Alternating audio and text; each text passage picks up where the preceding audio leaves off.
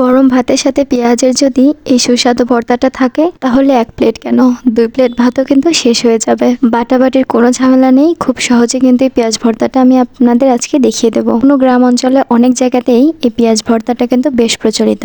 দেখতে পাচ্ছেন প্রথমে আমি পেঁয়াজ নিয়ে নিয়েছি। এখানে ছোট সাইজের পেঁয়াজগুলো ব্যবহার করলে বেশি ভালো হবে।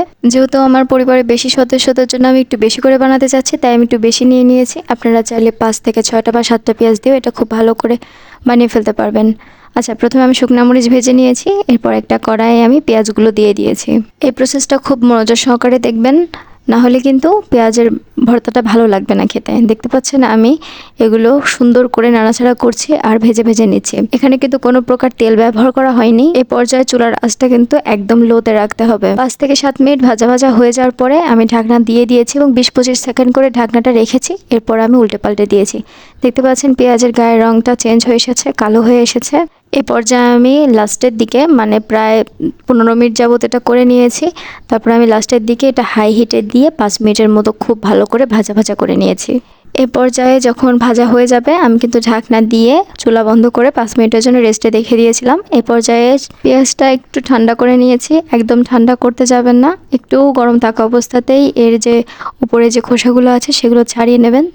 দেখতে পাচ্ছেন আমি কিভাবে খোসাগুলো ছাড়িয়ে আপনাদের দেখিয়ে দিচ্ছি। খোসা ছাড়িয়ে নিলে আপনারা দেখে বুঝতে পারবেন এটা একদম স্বচ্ছ হয়ে গেছে। মানে পেঁয়াজ যখন ভাজা হয় তেলের ভেতরে, পেঁয়াজ বেরেস্তা হওয়ার আগে যেরকম স্বচ্ছ হয়ে যায়, এটা এরকম স্বচ্ছই হয়েছে।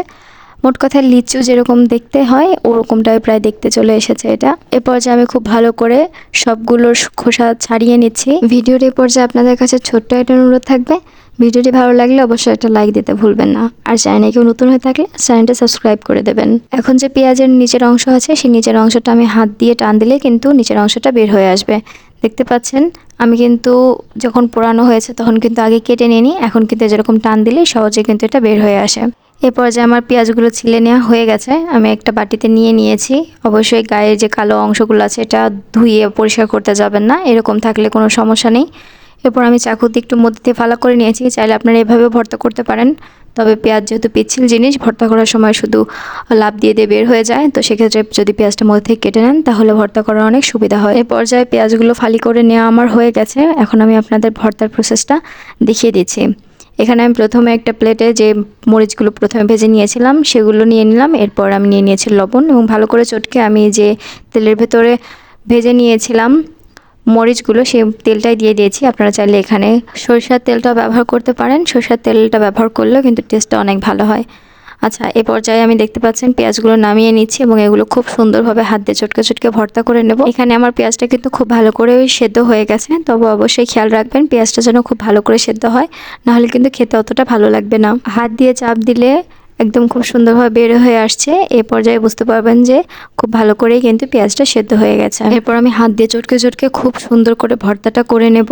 অবশ্যই এই ভর্তাটা একটু সময় নিয়ে করার চেষ্টা করবেন, তাহলে খেতে কিন্তু অনেক বেশি ভালো হবে। আপনারা চাইলে হাত দিয়ে চটকে একদম ভর্তা বানিয়ে ফেলতে পারেন, তবে এরকম গোটা গোটা থাকলে আমার কাছে অনেক বেশি ভালো লাগে, তাই আমি এভাবেই নিয়েছি।